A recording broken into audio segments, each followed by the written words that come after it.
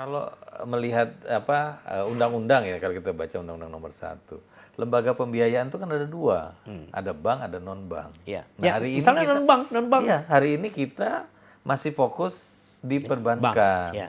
Nah untuk yang seperti tadi memang lebih cocok yang lembaga pembiayaan, Non-bank. non bank. Nah ini memang dua-duanya harus kita dorong. Nah,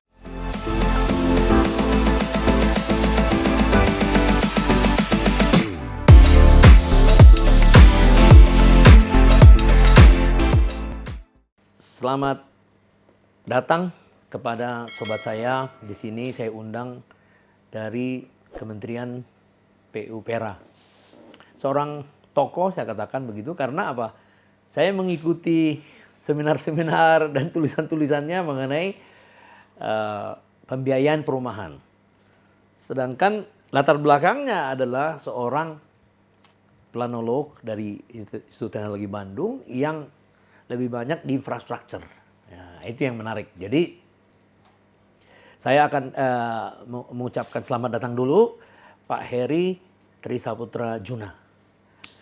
Udah berapa tahun Bapak di ini ya, di Departemen PU lah? iya.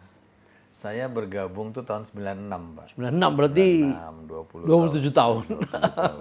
Alhamdulillah. Dan kalau dilihat dari masa pensiun kan masih ada sekitar Saya pensiun 2027, Ah. kalau 60. organiknya kan. Tapi Secara kan kalau organik. dilihat dari Fungsional bisa sampai 65. wih, luar biasa itu. Jadi masih ada berapa tahun tuh? Masih ya berapa? 7-8 tahun. Ya, luar mungkin biasa. Jadi artinya dengan ilmu yang ada, itu perlu di-sharing kepada masyarakat. Karena apa? Menurut pengalaman saya menjadi pengamat properti itu kan tahun 90. Saya dari Universitas Negeri 11 Maret tahun 86, tadinya masuk ke ITB dengan teman saya, namanya Pak Firman Nabitupulu. Ternyata dia yang masuk, saya nggak masuk. Langsung ke UNS, diterima, perintis 3. Kan ITB perintis 1. Ya kan? Nah, perintis 3, lalu saya tetap ngambil jurusan teknik sipil. Dan ternyata dengan kemampuan analisis saya bisa jadi pengamat. Betul. Yang diakui tahun 90. Jadi kalau dihitung dari tahun 90 sampai sekarang, ya udah lumayan juga kan? Iya, Ya. betul. Nah, jadi kalau saya lihat memang dunia properti di Indonesia ini kekurangan ahli ya. Dibandingkan dengan jumlah proyek yang ada di Indonesia ya. Nah, dan UI kemarin, Lembaga Penyelidikan Ekonomi Masyarakat, mengeluarkan sebuah studi pada bulan Mei. Properti itu menyumbang sampai 16% terhadap PDB. Ya, artinya sekitar 3.000 triliun ya. Dan multiplier efeknya sampai 74%. Berarti sampai sekitar 5.800 triliun. Nah, artinya apa? Dampak terhadap ekonomi sangat besar. Ya. Dan yang menarik lagi, kemiskinan menurut studi itu, kalau properti tidak beroperasi pada tahun 2022, kemiskinan itu 17%. Dengan properti yang masih tidak terlalu pulih, kemiskinan bisa turun sampai 9%. Nah, saya nanti harusnya hari ini ya mau jumpa dengan Dr. Uka itu, tapi dia tidak dapat. Nanti saya akan ngomong apa relevansinya. Bagaimana relasinya itu antara volume properti dalam hal ini perumahan lah ya terhadap kemiskinan. Nah, kalau menurut Pak Heri di mana itu relasinya? Tingkat kemiskinan itu kan dibuat dengan daya beli kurang lebih 500 something ribu ya per bulan. Jadi jumlah kemiskinan itu harusnya 47 juta. Sekitar 19% dari penduduk 274 juta. Turun menjadi 26 juta, berarti kan ada penurunan 21 juta. Itu yang disebut dengan tadi sekitar 7,8%. Di mana itu penurunan itu terjadi karena properti ya? Iya, iya. Kalau saya lihat ya tentunya aktivitas ya, semua kan bermulanya ke sana. Aktivitas ekonomi ya? Iya, aktivitas ekonomi. Nah, studi-studi juga memperlihatkan bahwa multiplier efeknya dari perumahan ini sangat luar biasa ya. Tadi juga angkanya disampaikan 75% ya. 75%, kalau sektornya itu sampai 185 185 sektor. ya. 185, mulai dari yang paling sederhana mungkin ketika sektor ini satu rumah dibangun, Iya. ikutannya luar biasa sekali, Iya, mulai iya. dari panci yang paling yang paling sederhana, Iya. tempat tidur, Iya, ya belum yang kalau yang berhubungan langsung dengan konstruksi, Iya, iya. ada cat, ada Iya, bahan bangunan, Iya. kemudian kalau mau lebih jauh nanti ada butuh transportasi, jadi Iya, iya. semuanya langsung Iya. terikat, Betul. sehingga memang apa seyogianya properti ini bisa menjadi motor harusnya kita buat Dalam sebuah dalam perekonomian ya iya dalam perekonomian. Indonesia. Nah, sambil kita menyelesaikan masalah kalau konteksnya rumah misalnya backlog yang besar di satu sisi, di sisi yang lain ya justru mungkin tujuan apa sampingnya yang lebih besar ini. Jadi kita menyelesaikan backlog sambil tumbuh Ya, sambil mengurangi kemiskinan. kemiskinan. Wah, tidak hanya 2 bahkan triple bahkan lebih Iya, mungkin iya, ya. mungkin iya. Nah, seperti itu. Itulah Jadi, keunikannya. Ya. keunikannya. Nah, balik lagi kepada soal pengetahuan. Pemerintah kita kalau menurut pandangan saya, katakanlah gubernur, Iya. wali kota, yang saya lihat ya, kita kan sama-sama dari tahun 90 sampai sekarang kan udah lumayan ya. Iya, Masanya melihat perkembangan dari mulai zaman Pak Harto gitu. Memang ilmu ini, pengetahuan atau mindset berdasarkan pengalaman ini sangat belum tersosialisasi gitu. Padahal mereka yang mengambil keputusan. Itu. Ada juga faktor ya. Saya lihat apa? Regulasi. Ya. Jadi di Undang-Undang Otonomi Daerah tahun 2014 ya, 23. Nah, ini yang mestinya juga harus kita relaksasi. Oh. Karena di sana rumah MBR itu bukan menjadi tanggung jawabnya pemerintah daerah. Oh. Padahal kita tahu iya. yang punya masyarakat itu daerah, Daerah, konstituen di iya, mereka. iya dong. Kalau pusat itu kan nggak punya ini. Nggak punya, dia hanya fasilitator. Nah, provinsi juga demikian, yang ada tuh di kabupaten kota. Oh. Nah, sehingga memang kalau ini kita buka nanti kolaborasinya luar biasa. Ya, harus dibuka, Pak. Iya. Jadi artinya gini, cara pandang presiden, cara pandang gubernur itu harus sama dengan cara pandang yang langsung ke rakyat kan? Betul. Ya berarti kepala desa, bupati, wali kota harus sama. Betul. Jadi undang-undang itu sangat perlu direvisi. Nah, dalam hal apa fasilitas kemudahan misalnya hari ini kan kita sudah menuju ke 220.000 Ya. unit ya, Ya. untuk rumah apa subsidi. Ya, subsidi ya. Itu dengan effort pemerintah pusat. Ya. Jadi bayangkan kalau ini bisa dikolaborasikan, katakan dengan porsi yang serupa, itu angkanya naik sampai 200%, Pak. Berarti bisa 400 ya? Bisa 400, tapi kalau ini dioptimalkan lagi mungkin bisa sampai 600.000 dengan uang yang sama yang pusatnya. Yang stimulan, ya. Ya. Dianggaplah itu stimulan kan ya. Betul. Dengan aturan-aturan yang harus dirubah dong berarti ya. Ya tinggal keterlibatannya saja yang kita sedikit improve. Menarik dong. Nah sekarang kenapa bisa daerah dengan sources yang mirip dengan pusat? Pusat kan tadi 25 triliun katakan Ya. begitu. Kalau 200.000 25 triliun berarti setiap daerah kalau dikolaborasikan itu bisa mencapai 250.000 juga gitu. 200 lebih juga. Ya artinya kan katakan 220.000 itu Dari butuh pusat. 25 triliun. Ya. Nah 25 triliun ini kalau kita bagi ada berapa provinsi aja ada 34. Ya. Ya kan? Terus kabupaten kotanya ada 300 sekian. Sehingga beban per masing-masing tidak harus 25 triliun, pasti akan lebih rendah. Dari situ. Tapi Sumber dari ya, masing-masing. hasilnya tapi Hasilnya buat daerahnya. ya tapi bisa double jadinya ya. Double dan selama ini kan nunggu, misalnya kaitan backlog, daerah nunggu aja dapatnya berapa. Iya. Tapi dengan cara ini bisa mutuskan saya mau sekian. Iya Kalau dong. saya mau 100, kontribusinya harus serupa. Nah, kalau menurut Pak Heri, sumber dananya itu ada di sana Ya. untuk menemani stimulan itu Menurut kita bisa ambil misalnya dari dana yang tidak termanfaatkan. di daerah itu. Iya, karena ini kan bentuknya investasi bukan apa? Bukan biaya, bukan biaya, iya. bukan belanja. Bukan belanja ya. Sehingga kalau ada silpa katakan daripada ditabung masukkan ke semacam dana abadi lalu Muter. dituangkan di sana dan uangnya akan muter seperti itu. Ya, berarti balik lagi kalau gitu Pak Heri. Ini lebih banyak soal kesadaran dan mindset. Iya. Betul. Tadi aturan yang mengganjal. Kalau aturan dibuka, mindsetnya harus ngikut kan? Betul. Akan dengan sendirinya nanti kan ketika itu menjadi tanggung jawabnya tentu akan nyari nih. Bagaimana saya akan merumahkan masyarakat saya. Itu Berarti kesadaran. Iya. Nah, jadi kalau misalkan kesadaran ini ditambahkan dengan barang siapa wali kota yang bisa mencapai target merumahkan rakyatnya sesuai dengan yang tadi aturan yang dibuat menjadi tanggung jawabnya itu dikasih apresiasi dari pusat itu juga akan menambah dong berarti ya. Yang apresiasi paling besar justru dari masyarakatnya. Oh. Kalau dari pusat, oke, itu bisa kita bikin mekanismenya Ya, nanti untuk ya. Tapi memotivasi ya. ya, tapi yang paling besar justru masyarakatnya menurut saya. Kenapa Pak Eri ngomong gitu? Ya karena ini rumah ini menurut saya kan langsung berhubungan dengan hajat hidup orang banyak. Dengan apa ya? Kalau kita lihat rumah ini hubungannya dengan keluarga. Jadi sangat-sangat pribadi sifatnya.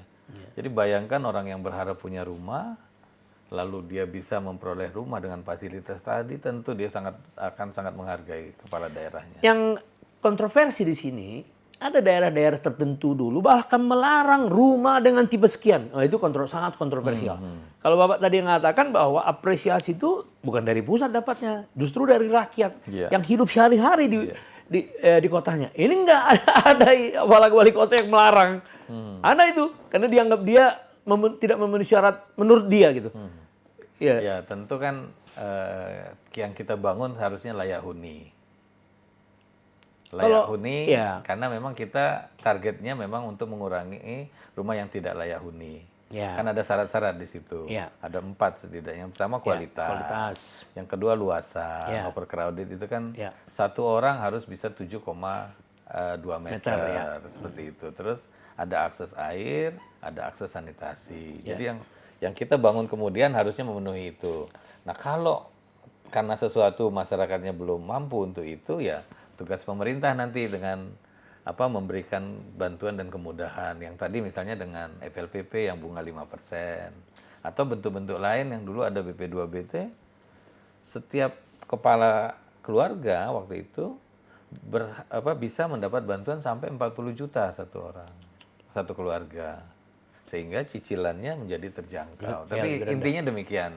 Ya, tapi ya pengamatan saya, kayaknya rakyat belum menunggal dengan pemerintah dalam soal itu. Artinya banyak rakyat yang tidak mengekspresikan kebutuhannya sehingga ada wali kota yang berani ngomong gitu. Bukan karena tidak memenuhi 4 syarat. Justru pengembangnya langsung drop minatnya untuk membangun rumah karena wali kotanya seakan-akan ini dianggap tidak layak menurut pikiran dia. Jadi agak kontroversi dengan yang kita harapkan secara ideal. Justru harusnya kan rakyatnya yang punya hak untuk meminta kepada pemerintahnya. Seakan-akan bisa mengatakan bahwa orang Jakarta dikasih sama BTN. Kenapa saya orang daerah nggak dikasih sama Bank BPD misalnya gitu kan. Contoh gitu. Jadi sebenarnya perlu ditumbuhkan masyarakat, kesadaran masyarakat untuk menuntut, tanda petik. Ya memang fasilitas kemudahan dan bantuan tadi kita tujukan untuk masyarakatnya, Pak. Iya, justru Jadi, itu. Si masyarakat ini yang kita fasilitasi, mungkin sosialisasinya barangkali. Itu maksud saya. Karena apa? Kesadaran para wali kota ini selama ini, ya coba ya, begitu banyak yang masuk KPK, ratusan itu. Hanya karena apa? Waktu dia masuk ke sana pun mindsetnya udah cari duit, mengembalikan investasinya secara politik. Nggak mikir lagi dia Pak dengan itu Pak. Ini pakai kesadaran balik lagi ya. Jadi kalau ada kesadaran dari rakyat untuk menuntut pemerintahnya, sehingga dalam rencana strategi pemerintahnya perumahan jadi masuk. Kalau yang saya lihat belum Pak, belum. Ya kalau kita lihat RPJM kan ada target besarnya. Iya, itu kan pusat lagi. Makanya artinya ada target besar yang mengarahkan. Nah tinggal ke depan mungkin ya bagaimana tantangan ini bisa diselesaikan secara kolaboratif. Kalau terlalu pusat ya tentu kalau hari ini 25 triliun setiap tahun yang bisa dialokasikan misalnya tadi dengan melibatkan yang banyak tentunya angkanya akan membesar. Nah dengan angka besar ini jumlahnya tentu akan lebih banyak juga. Nah pertanyaannya, inisiatif siapa untuk mengkolaborasikan yang 25 triliun dana yang terbatas ini dengan daerah-daerah itu? Tanggung jawab siapa? Ya tanggung jawab bersama. Dan kami di pemerintah artinya mencoba membangun itu, ya mengajak pemerintah daerah yang dan responnya gimana? Bagus. Beberapa bahkan ingin untuk melakukan tadi. Nah tentu kita harus buatkan skema yang baik, yang lebih leverage, artinya lebih banyak yang bisa kita tangani bersama-sama dengan pemerintah daerah tadi. Dan sifatnya bukan belanja. Ya, investasi. Jadi harus punya investasi sehingga uang yang sama bisa dimanfaatkan oleh lebih banyak orang. Iya. Dan memang yang saya lihat Pak Heri ya, saya kan melihat pada waktu zaman Pak Harto, saya selalu melihat ukuran dari sebuah program pemerintah itu selalu melihat dari Bank BTN. Kenapa? Karena dia tercatat sebagai fakta yang tidak bisa dimanipulasi kan. Contoh, pada waktu Pak Harto, KPR tertinggi sepanjang 32 tahun lebih itu pada tahun 97 sebelum krisis ya. 197 ribu unit. Saya masih yakin 80% adalah subsidi, bahkan mungkin lebih. Karena kondisi ekonomi Indonesia kan pada waktu itu kan masih ya. Lalu terjadi krisis, berganti beberapa presiden. Langsung drop. Mungkin juga karena ekonomi, miskoordinasi dan segala macam ya. Paling tinggi sepanjang sejarah 25 tahun reformasi itu Presiden Jokowi. 226.000 kemarin pernah. Tapi kalau yang dicatat, ya 226.000 mungkin produknya, yang dicatat di BTN itu cuma 197.000 juga, 200.000. Karena Ya. penyalurnya tidak hanya BTN. Oh ya mungkin ya, oke, Ya, setuju. Tapi Oke. 85%-nya oleh BTN. Ya, terima kasih, itu direkoreksi ya. Artinya gini Pak Heri, bagi saya sebagai pemerhati, wah Indonesia memang benar-benar jalan di tempat. Ya. Yang kaya semakin kaya karena digital, karena banyak sekali kreativitas, dikarenakan digitalisasi, karena pasar modal, banyak sekali yang makin kaya. Sebaliknya, backlog ini justru 2,5 kali lipat. Ketika Pak Harto turun itu 5,3. Sekarang 12. Sekarang 12,7. Nah, saya melihat pada waktu terjadi kerusuhan di tahun 98, Pantai Indah Kapuk diserang. Bahkan ada pemerkosaan di sana. Yang mau saya lihat, dan gedung-gedung dilempar. Ya. Ada kesan bahwa banyak masyarakat nggak punya rumah, gitu loh. Sehingga ketika emosinya memuncak, rumah orang yang mewah itu, nah itu. Jadi artinya apa? Saya selalu melihat kalau backlog ini nggak diurus, ini akan seperti api dalam sekam. Ini akan bisa menanti sebuah ledakan kerusuhan sosial. Ya. Karena waktu 5,3 juta aja penduduk Seperti itu dampaknya. sudah ini 12,7. Iya. Itu makanya memang kita harus punya apa ya? Mungkin visi atau suatu target lah. Ya. Sehingga kalau tadi dalam konteks rumah ada 3 backlog. Ya. Tentu solusinya sendiri-sendiri. Iya, kan? iya, iya. Backlog pertama yang 12,7. Ya. Itu adalah kalau di grafik matematik gitu kan, itu titik awalnya 12,7. Ya. Tapi setiap tahun keluarga itu tumbuh sekitar 1,1 juta. Ya. 1,1 1,3. Ya. Pertambahan keluarga baru. Kemarin Pak Jokowi membuat dalam Munas itu 700-800. Itu yang tambahan backlognya. Dia bilang keluarga baru, Pak. Iya, keluarga baru. Tapi kan keluarga baru ada juga yang memang sudah punya kemampuan untuk itu. Jadi pertumbuhan keluarga yang saya maksud tadi. Iya, dia mengatakan 700-800 ribu. Iya, itu tambahan backlog kata kita. Iya. Karena orang menikah dan seterusnya. Ya. Nah, artinya kalau kita ingin membuat ini habis pada tahun 2045 misalnya, tentu minimal asupannya juga nggak bisa di angka 200-an tadi. Nggak bisa. Karena dia harus lebih besar dari angka yang 700-800 tadi. Iya. Kurang lebih saya hitung jadi 1,3. 1,3 ya kalau mau 1,5. 1,5 ya. Jadi setiap tahun harus punya 1,5. Tentu 1,5 ini yang tidak harus semua subsidi. Ya. Ada yang hanya masalah akses mungkin kita sediakan produknya. Tapi ada juga yang masalah subsidi juga tidak harus sama. Ya. Sehingga jumlahnya bisa lebih optimal. Dan Jadi kolaborasi dengan daerah. Jadi kalau dia punya pendapatan lebih besar, ya bunganya tidak harus 5%. Ya. Mungkin 7% saja. Iya. Yang 5 tentu yang paling Tiring ya. Tiring. Ya. Nah, lalu tenor. Kalau tidak harus sepanjang waktu. Ya. Dikasih ya. Nah, yang penting bahwa semua yang membutuhkan tadi ada ketika mereka butuh fasilitasnya tersedia, termasuk yang perkotaan tadi.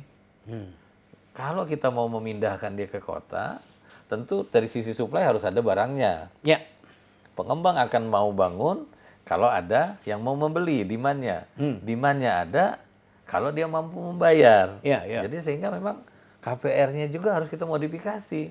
Iya, Jadi iya. nggak bisa yang FLPP tadi yang biasa terapin ke sini. Ya dapatnya cuma 900.000. Ya.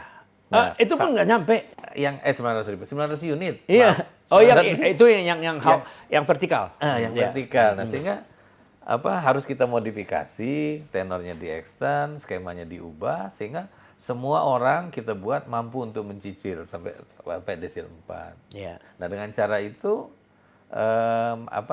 backlog tadi bisa kita sesuai, kita mulai kurangi. Iya dong. Seperti itu ininya. Nah, sekarang dengan 50 triliun misalnya dari APBN pusat. Terus dikolaborasi dengan dikolaborasi dengan daerah dan dihitung benar dengan desil-desilnya itu ya. Itu cukup nggak membangun 1,3 juta? Kan gini, tadi ilustrasi ya, 220.000 kalau kita modifikasi. Jadi modifikasinya begini, selama ini uang 25 triliun tadi dibelikan, dimasukkan dalam bentuk FLPP, which is itu 75% dari harga rumah dibeli. Itu 25 untuk membeli 70% dari harga rumah. 25%-nya PMN pemerintah ke SMF dan diambil dari capital market untuk bisa dapat bunga 5%. Nah, idenya adalah harusnya yang buat KPR itu adalah semua ekosistem perbankan lah, lembaga pembiayaan. Dengan bunga apa? Bunga pasar. Nah, lalu concern kita adalah bagaimana masyarakat tadi affordable terhadap rumah tersebut. Sehingga kalau dia mampunya 5%, bunga pasar katakan 9%, tugas pemerintah adalah memberikan subsidi selisih bunga sebesar 4%. Ya. Gitu, Pak. Kalau dengan tiring, kalau dia 7 berarti hanya 2% yang kita lakukan. Nah, dengan cara tadi, konteksnya adalah bagaimana uang yang 25 tadi diinvestasikan, lalu hasilnya yang dipakai untuk nutup selisih bunga. Nah, tetapi memang yang namanya kebijakan pemerintah kan nggak bisa rumit bertiap tahun harus mengalokasikan. Seyogianya satu kali sudah itu dengan mekanisme yang ada di pasar yang melaksanakan. Sehingga dengan skema tadi, uang tadi diinvestasikan, dibayar selisihnya, pemerintah cukup setiap tahun mengalokasikan katakan 25. Kalau Bapak tadi yang 50, tentu jumlahnya jadi lebih besar. Nah, dengan 25 saja kita bisa tingkatkan jadi naik 40%. Dari 200. 20. Berarti Bisa jadi sekitar 300. 300-an. Nah, 300.000. Nah, pemerintah ngalokasikan 25 triliun. Dengan kolaborasi daerah. Daerah, katakan tadi kita kasih selisih bunganya 4%. 2%-nya pemerintah pusat, 2% lagi daerah. Nah, akumulasi dari kabupaten kota dan provinsi, dia mengalokasikan 25 juga, itu bisa jadi 600.000 sudah. Ya. Kalau 25. Baru 25. Kalau Bapak 50 udah 1,2. Itu maksud saya. Nah, lalu yang segmen yang satu lagi, Pak. Ada Yang di segmen atas. yang namanya MBT. MBT. Masyarakat berpenghasilan tanggung. Pada waktu Rakernas, Munas diusulkan supaya di atas 300 sampai di bawah 500 itu PPN-nya Iya, BPN-nya 0 paling enggak. Sehingga iya. ada produknya yang pasti buat mereka, ada kemudahan, tidak harus subsidi untuk itu. Itu langsung diserap pasar, bayangan saya 1,5-nya juga bisa masuk dengan cara tadi. Nah, nanti mungkin yang perlu juga menjadi perhatian, ini ada satu segmen yang harus menjadi perhatian kita adalah segmen informal. Oh iya, Itu karena 60%. lebih besar daripada informal. Iya, 60% hari ini mereka underserved karena kesulitan akses ke pembiayaan. Nah, ini juga harus kita address. Sekali lagi, memang produk atau skema tadi tidak one fit for all. Iya dong, iya. Jadi untuk mereka kita kembangkan yang namanya rent to own. Tapi rent to own-nya agak sedikit berbeda. Kita adopsi yang konsep IMBT yang di syariah. Jadi betul-betul sewa, nanti pada saat lunas baru beli. Sehingga kita menciptakan yang namanya rental ecosystem. Kalau saya nyebutnya housing as a service. Jadi orang itu pada dasarnya semua bisa dapat akses ke sewa, dengan tidak harus cek OJK checking ya. Nah, dengan skema ini jadi semua orang bisa dibiayai untuk perumahannya. Dia bisa difasilitasi pemerintah. Fasilitasi perumahannya. Dengan yang subsidi, informal tadi, baik dengan subsidi maupun non subsidi. Nah, tentu perlu kita siapkan ekosistemnya juga di sana. Iya, iya, iya. Nah ini sudah kita piloting kemarin ada 3 unit yang sudah. Nah hanya memang ada masalah di pajak. Nah ini yang nanti kita perlu relaksasi karena ada double taxation dan seterusnya. Oh, iya, iya, iya. Nah kalau itu bisa kita perbaiki, jadi yang 60% tadi bisa punya akses yang selama ini masuk ke bank aja udah sebelum masuk udah keluar duluan, Pak. Iya, nggak match ya, nggak kena ya. Karena kacamatanya kan Iya, yang dilihat yang formal, Pak. Iya, iya. Jadi ketika dibaca nggak ada slip gaji udah langsung out. Nah, katanya. pertanyaan saya begini yang menarik. Apakah mungkin diperlukan sebuah bank khusus untuk men-serve yang unbankable ini? Ya, memang kan kalau Dilihat dari portfolio kita yang memang di sana titik beratnya kan dalam jumlah yang mau kita serve. Apakah perlu dibangun sebuah bank? kalau melihat undang-undang ya, kalau kita baca undang-undang nomor 1, lembaga pembiayaan itu kan ada 2, ada bank, ada non bank. Iya. Nah, Ya, hari ini misalnya non bank. Iya, hari ini kita masih fokus di perbankan. ya. Nah, untuk yang seperti tadi memang lebih cocok yang lembaga pembiayaan non bank. Nah, ini memang dua-duanya harus kita dorong. Nah, Ya, kemarin tapi non bank yang sudah berhasil memfinance orang yang unbankable itu lembaga keuangan yang mana? artinya ada pihak-pihak yang memang tertarik di sana seperti PMN, terus ada beberapa itu saya lupa namanya. Tapi memang bisa dikembangkan ya, Pak ya? Memang bisa dikembangkan. Terus juga ada kerjasama BPR dengan SMF misalnya. Nah ini semua memang harus kita dorong. Yang nanti ujung-ujungnya tadi kalau kita bicara ekonomi tentu bagaimana nanti rasio KPR kita bisa sejajar lah dengan Malaysia, dengan Singapura. Interestnya. Bukan interestnya, rasio KPR-nya, Pak. Hari ini kan baru 3%. Oh iya dong, Ini iya. kan menunjukkan seberapa besar kue perumahan kita itu. Nah, menurut Bapak di mana persoalannya itu? Ya memang tadi yang pertama di sisi primer harus kita optimalkan dulu. Tadi bagaimana skema-skema tadi match dengan kebutuhan, dengan kemampuan masyarakatnya. Dan ini tidak bisa kita lakukan kalau KPR-nya sendiri mendistorsi pasar. Misalnya? Jadi misalnya membuat bunga 5% itu hanya bisa dilakukan oleh pemerintah. Iya dong, iya. Nah kalau itu kita lakukan, yang terjadi hanya pemerintah yang bisa naruh 25 triliun. Iya. Nah harusnya kita dorong KPR tadi diciptakan oleh ekosistem, oleh perbankannya, lembaga pembiayaan. Tentu mereka maunya rate market. Iya. Nah kembali ke tugas kita membuat affordable, diberilah subsidi selisih bunga. Nah itu kita kalau itu diperbaiki nanti ekosistemnya akan lebih baik. Jadi artinya gini, Pak Heri saya mau potong. Subsidi bunga lebih Cocok. praktikal ya? Lebih cocok, tapi cara memberi subsidinya bukan kita beri tahunan, tapi uangnya kita investkan terlebih dahulu. Ya, itu bedanya ya. Seperti dana abadi konsepnya. Ya, Uangnya ya. dipupuk dari hasilnya yang dipakai untuk subsidi selisih. Karena begini, dulu sebelum FLPP memang Ada subsidi selisih. bukannya ada, sukses Pak. Karena bisa dalam jumlah besar. Itu. Hanya bebannya panjang. Nah ini yang kita perbaiki tadi dengan tadi. Ya. Oke Pak. Nah, Tapi itu baru satu. Ya. Terus yang kedua, di segmen ini kan kalau kita bicara desil, masing-masing tadi ada permasalahan yang kita selesaikan, mulai dari KPR untuk perkotaan, rent to own untuk informal, terus kita punya microfinance, housing microfinance untuk lower bottom of the pyramid. Ya, apa itu misalnya? Misalnya rumah inti tumbuh. Oh, itu berapa harganya? Kenapa?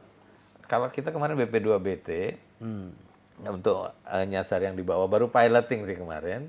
Yang biasanya kan rumah landed 160. Nah ini kita kecilkan jadi sekitar 50-an juta. Itu di mana itu lokasinya? Di desa juga yang 20%? Di desa-desa. Oh, di desa-desa ya. Nah itu yang selama ini memang kan kalau kita bicara desil, yang paling bawah tentu bentuknya adalah grant. Iya dong, grant dong. Tapi di atasnya mereka punya kemampuan kok. Nah ini kita dorong untuk, tapi dengan skala inti tumbuh sehingga lebih lebih bisa sejalan dengan kemampuan mereka. Itu di sisi primernya. Nah tentu ini harus dikaitkan dengan sisi sekundernya yang SMF. Sehingga kalau yang tadi 1,2 juta tadi ini disekuritas lagi bisa 2 kali lipatnya ya harusnya besar. Nah kalau ini berjalan beriring, rasio GDP-nya tentu akan naik. Rasio KPR terhadap GDP-nya. Nah, balik lagi soal SMF. SMF dulu didirikan memang betul-betul untuk hanya membeli sekuritisasi dari pembelian aset KPR yang sudah done di BTN. Tapi belakangan dia ikut masuk menjadi player di dalam. Nah, ini kita luruskan kembali, mungkin karena produknya. Jadi ini ada kepentingan besar ya. Bank itu kan apa namanya? KPR itu kan aset buat mereka, Pak. Jadi ketika itu dijual, ya turun bukunya dari buku 4 jadi buku berapa nanti kalau asetnya dijual semua. Nah, sehingga memang produknya harus disiapkan sehingga tetap menjaga banknya tumbuh sesuai dengan apa naturalnya. Namun di sisi yang lain ini bisa dimanfaatkan untuk menambah modalnya di pasar di capital market. Ya, tapi kalau menurut saya sih saya lebih setuju pendirian sebuah pendirian sebuah lembaga itu jangan menyimpang dari. Ya, itu ya kita kan?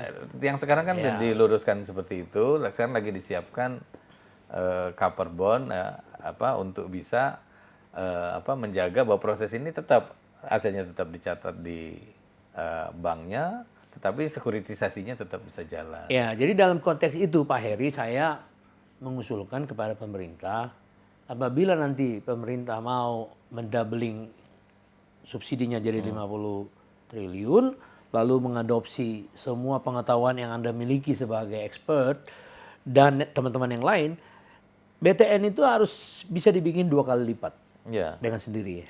Belum tentu bisa kalau dia tidak menyesuaikan diri kan Pak. Nah, bagaimana supaya dia terhindar dari monopoli? Dikembalikan ke sebelum krisis kita memiliki namanya mortgage bank. Ada Bank Papa Sejahtera untuk men-serve yang middle upper, ada BTN yang middle lower pada waktu itu. Tapi terjadi krisis, disatukanlah Jadi undang-undang perbankan jadi satu. Padahal sebenarnya kalau dilihat dari treatment bank mortgage, kita lihat di Thailand, itu beda dengan bank umum. ya. Nah, jadi kalau si Thailand itu sudah belajar dari krisis, mereka melakukan tenor adjustment. Jadi misalnya gini, ada suku bunga misalnya naik 2%, otomatis tenornya diperpanjang. Ya. Ada suku bunga turun, otomatis dibalik bolak-balik. Jadi tidak pernah ada terjadi stagnan, bad debt yang tinggi. Nah, itu contohnya, flexibility ya. Ya. Karena ada undang-undang mortgage. Jadi saya mengusulkan kepada pemerintah yang baru, siapapun presidennya, buat itu dengan 2 skim. Konvensional dan syariah. Dan memang yang syariah ini bisa memberikan banyak solusi untuk perumahan. Oh, KPR syariah ya? Iya, yang syariah. Iya. Karena bisa fix karena mereka kan margin sifatnya. Ya. Jadi ya termasuk tadi yang sewa beli, Ya, BT itu lebih cocok situ ya. Nah, makanya jadi saya lebih suka itu, Pak. Nanti hari Senin saya ketemu dengan mantan Gubernur Bank Indonesia, Pak Burhanuddin Abdullah.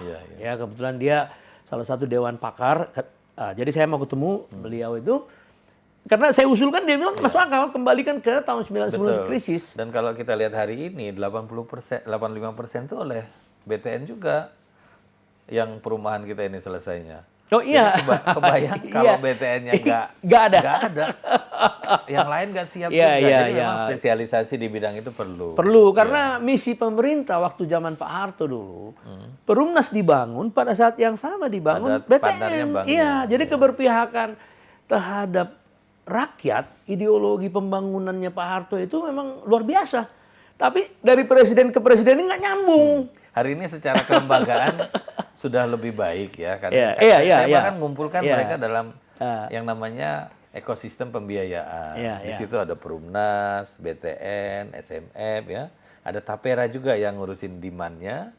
Kemudian ada Bank Tanah yang juga sudah operasi. Jadi kolaborasi dari ekosistem tadi mestinya akan sangat luar biasa. Karena gini, kan seringkali kalau di perumahan ini kan kata kuncinya offtake. Padahal the real offtake itu adalah demand. Jadi kalau demand-nya bisa kita petakan, di mana by name, by address, dia mengiur sebagai anggota Tapera, kita bisa buat yang namanya housing queue buat mereka. Antrian rumah, kapan mereka akan dapat, kawitkan dengan supply-nya nanti. Jadi rumah sebagai program nantinya. Tapi kalau saya tangkap dari diskusi ini, saya lebih melihat masalah di supply side. Karena kalau di demand side tadi kan lebih banyak solusinya. Itu hanya soal kesadaran bernegara, Pak. Karena saya katakan tadi, apa kita mau kerusuhan sosial lagi? Nggak mau dong. Apalagi kita mau tinggal landas menjadi nomor 5 GDP pada tahun 2045. Tapi gini kalau Kalau demand-nya bisa dipetakan, supply itu bukan masalah harusnya. Ya, tapi maksud saya gini loh, pemetaan demand itu bukan suatu hal yang unpredictable atau Iya. unthinkable. Karena angkanya jelas. Satu, ya. kedua Iya. kita insinyur. Iya, betul.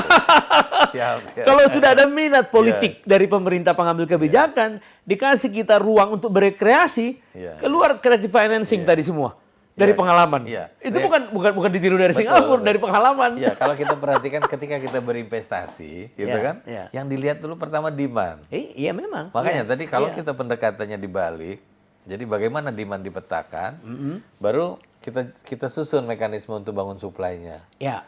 Tentu di dalamnya ada banyak hal yang harus kita improve, Iya. ya. Oh iya, sehingga iya. sehingga resources ini sebanyak-banyaknya dari pasar bisa masuk. Nah, jadi ide saya gini. Iya.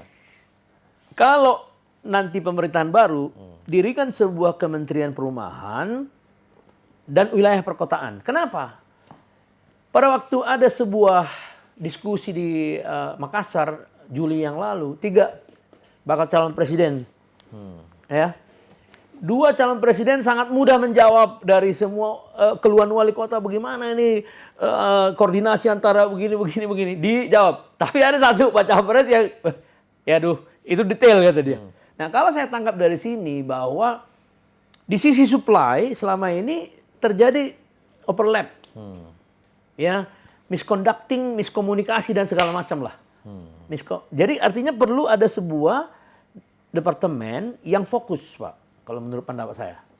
Saya kan pernah jadi asisten menteri dari Menpora tahun 2004. Kalau saya lihat dalam suatu wilayah pun dia di Kebayoran sana seringkali tidak satu pendapat gitu. Hanya karena kebijakan cara berpikir menurut saya, cara berpikir ya.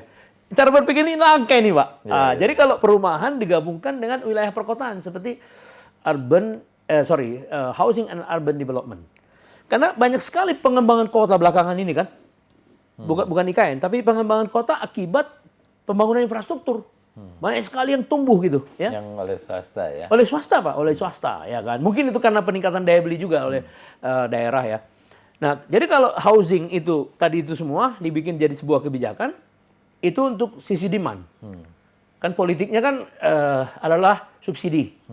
Lalu kolaborasi dengan pusat, itu juga masih expertise sifatnya. Ya dong, menstimulus jumlah rumah. Tetapi dari sisi supply, udah bicara perizinan, bicara contoh ada tadi pengembangnya saya ajak sini, lingkungan, AMDAL itu bisa 6 bulan Bang katanya, bahkan 9 bulan. Sementara apa?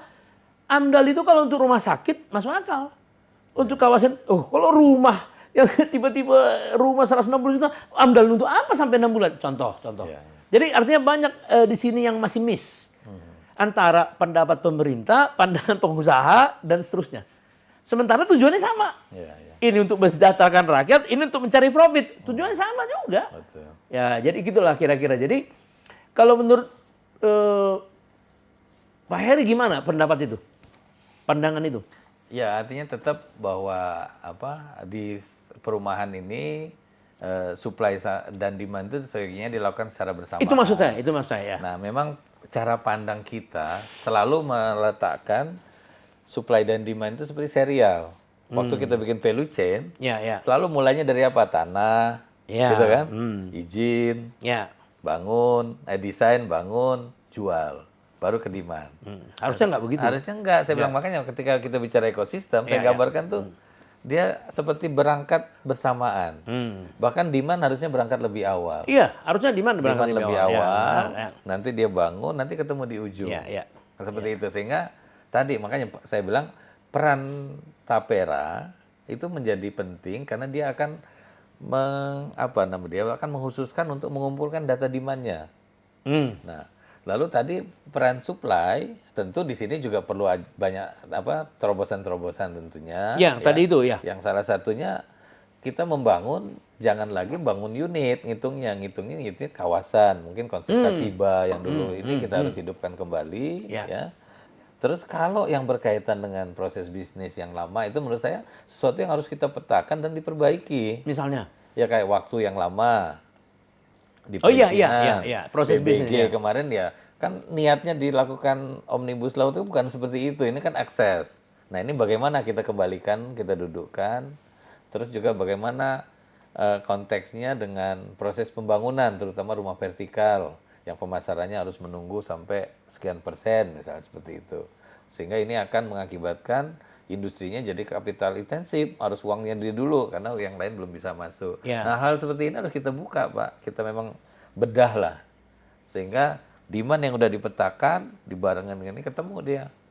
Seperti itu, kalau saya melihatnya demikian. Dan pengalaman selama ini memang harus detail.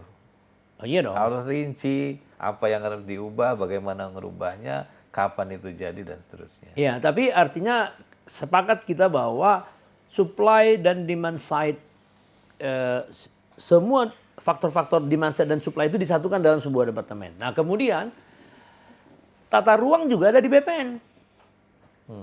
Karena bagaimana kita bisa memetakan supply kalau kita nggak punya tata ruang? Jadi perizinan ini kan suatu proses. Tata ruang itu untuk membedakan di mana yang harus dibangun apartemen yang layak, berapa harganya segala macam. Nah, kalau menurut saya tadi, Bapak bilang tadi BP Tapera. Tapera hanya demand aja dia. Saya kira iya. Dan satu lagi Pak, kalau dia hanya demand dan dia orang finance, biasanya juga dia nggak detail Pak. Itu kelemahan orang finance. Kenapa banyak bad debt? Gara-gara apa? Dia hanya melihat di kertas.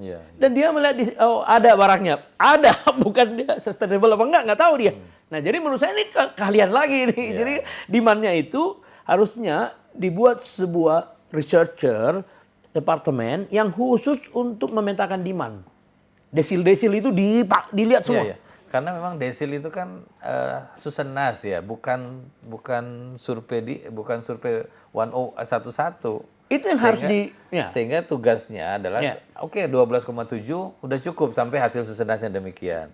Nah, tahapan selanjutnya adalah menerjemahkan 12,7 itu by name by address.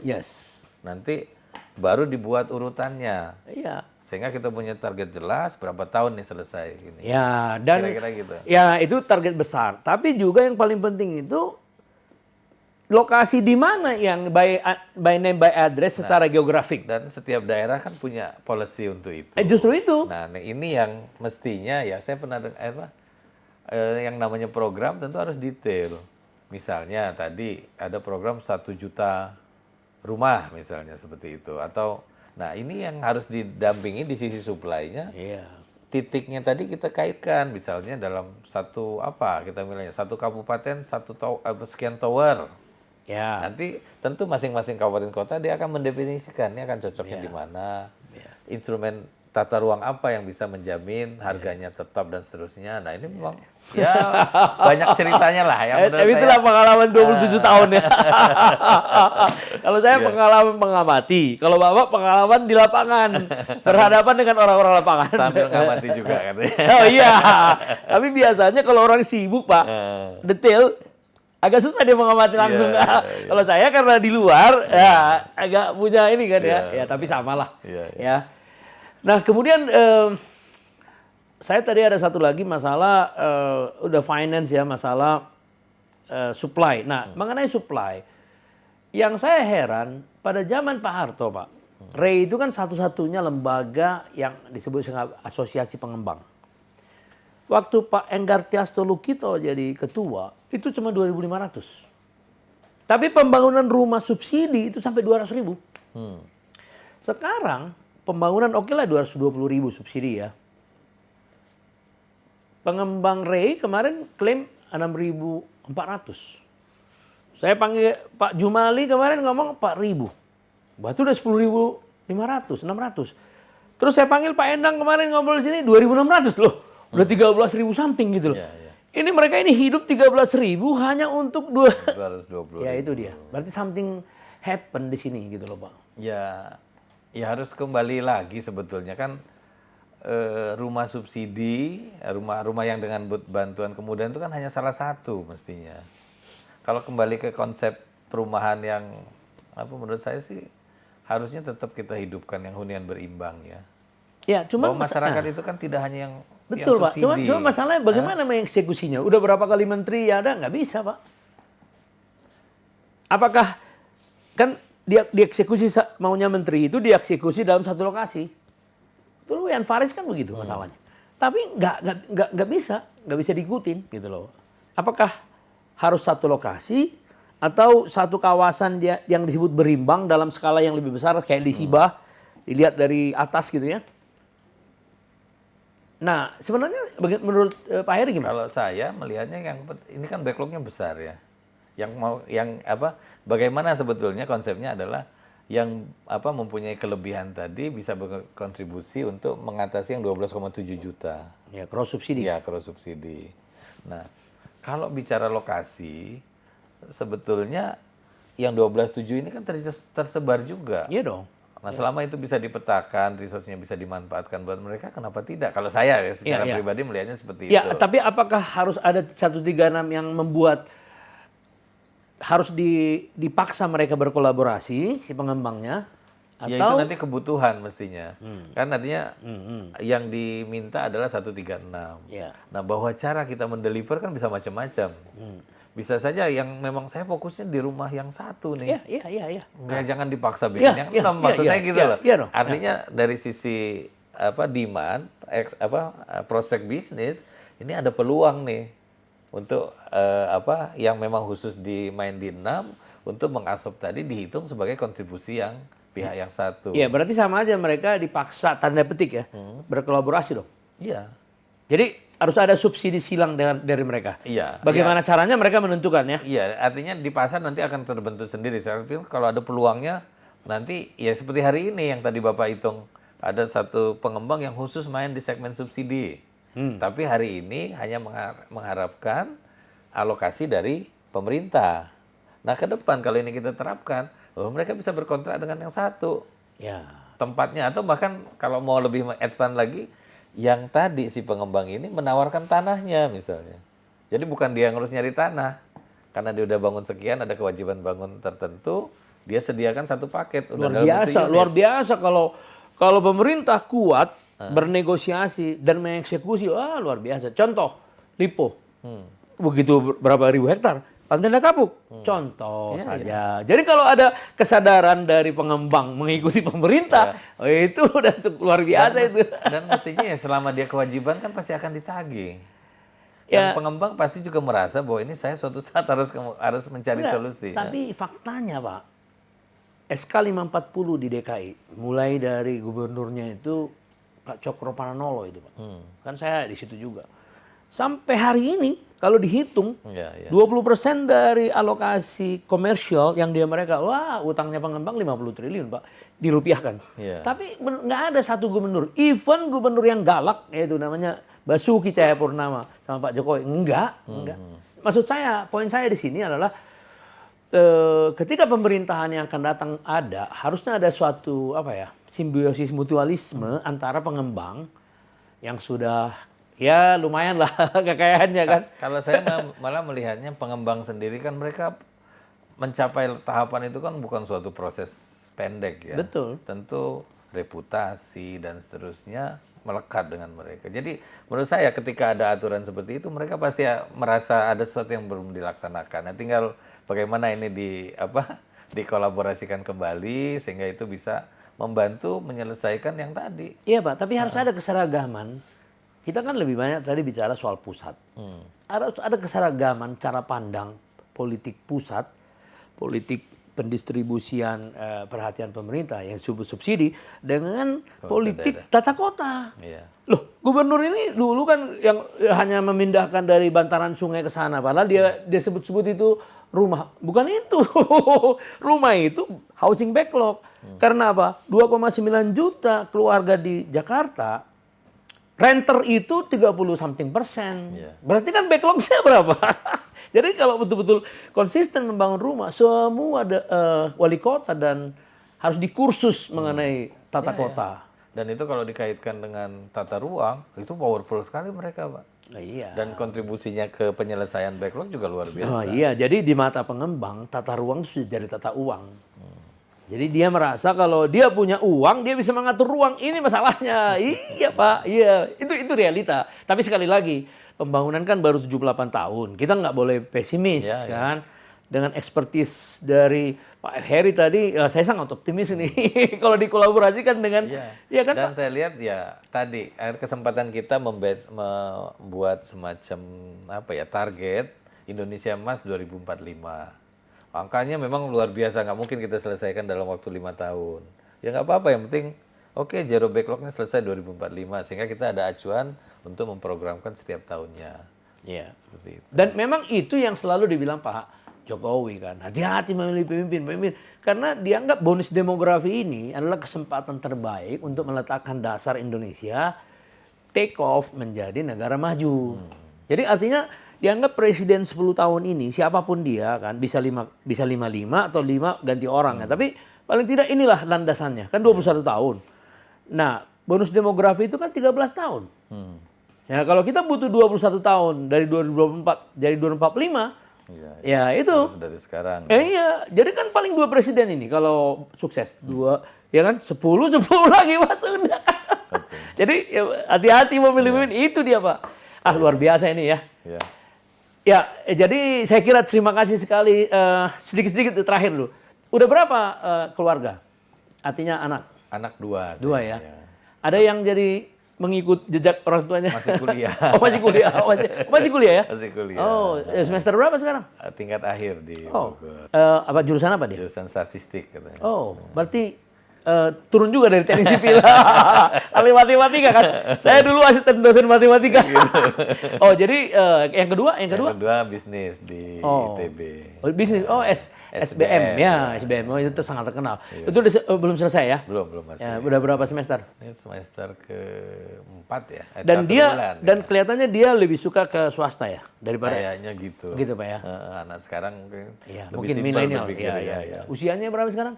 Yang pertama tahun 2001 berarti berapa? 22. Kalau yang ini? Yang itu beda 3 tahun di 19 ya. Ya itu centennial itu Pak. Di bawah Gen Z itu. Di bawah Jadi, Gen iya Z, itu berubah sekali cara Iya, dia ngelihat jauh daripada kita Pak. Iya. Kita ini kolonial itu di bawah milenial lagi. Terima kasih ya waktunya Pak Heri ya. Iya, Mudah-mudahan. Tapi ekspertis Bapak sangat luar biasa menurut saya nih. Iya, Bapak.